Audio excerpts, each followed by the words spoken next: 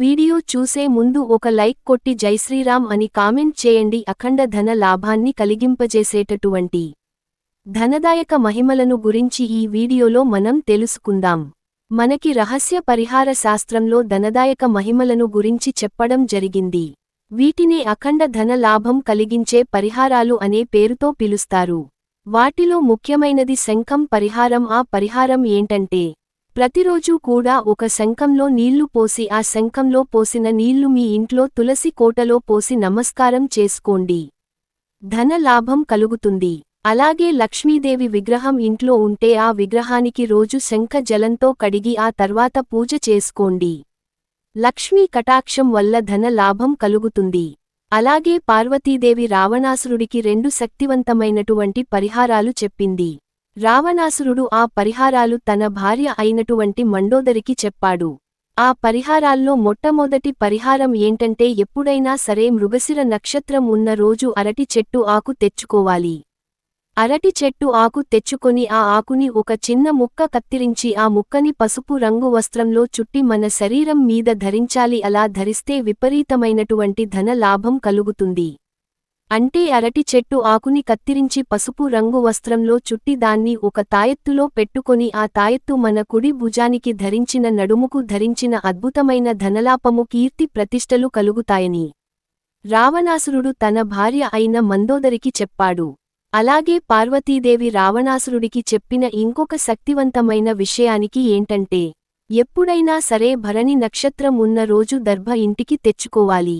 అంటే గ్రహణం వచ్చినప్పుడు పచ్చళ్ళు పాడవకుండా మనం దర్భలు వేస్తూ ఉంటాం.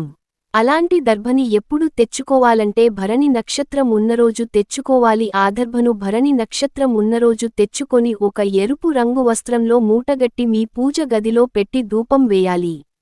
మీ పూజ గదిలో ఆ మూట అలాగే ఉండాలి. దానివల్ల విపరీతమైన ధనలాభం కలుగుతుంది. అప్పులు తీరిపోతాయి, ఖర్చులు తగ్గిపోతాయి, ఆర్థిక వనరులు పెరుగుతాయి. ఈ విషయానికి స్వయంగా రావణాసురుడు మందోదరికి చెప్పాడని రహస్య తాంత్రిక పరిహార శాస్త్రాల్లో చెప్పారు. అలాగే పరిహార శాస్త్రంలోని శక్తివంతమైన పరిహారం నల్ల బియ్యం పరిహారం. బియ్యంలో నల్ల బియ్యం ఉంటాయి. ఆ బియ్యం కొన్ని తెచ్చుకొని మీరు ధనం దాచుకునే చోట దాచిపెట్టుకోవాలి. చిన్న పొట్లంలా కట్టుకొని నల్లబియ్యం ధనం దాచుకునే చోట దాచి పెట్టుకుంటే విపరీతంగా ధన లాభం కలుగుతుంది. ఆదాయ మార్గాలు పెరుగుతాయి, అప్పులు తగ్గిపోతాయి.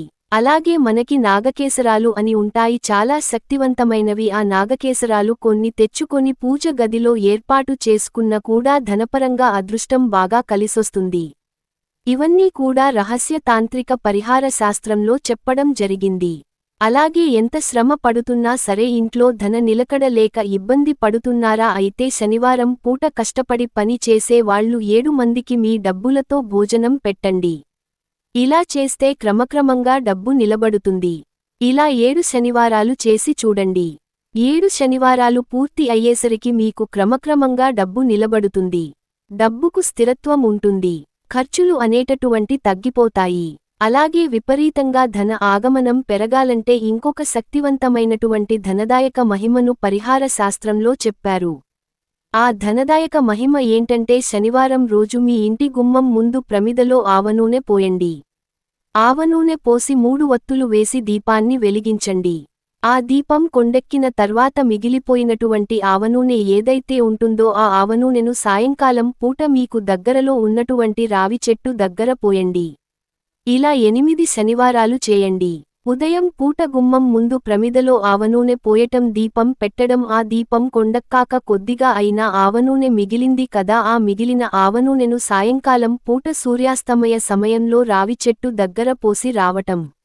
ఇలా 8 శనివారాలు చేస్తే మీకు ధన ఆగమనమనేది పెరుగుతుంది. ఒకవేళ నూనె మిగలకపోయినా పర్వాలేదు, దీపం కొండెక్కాక నూనె మిగలకపోయినా కూడా 8 శనివారాలు ఇలా ఇంటి ముందు ఆవనూనెతో దీపం పెట్టడం ద్వారా కూడా ధనపరంగా విశేషమైన ప్రయోజనాలు కలుగుతాయని పరిహార శాస్త్రంలో చెప్పడం జరిగింది.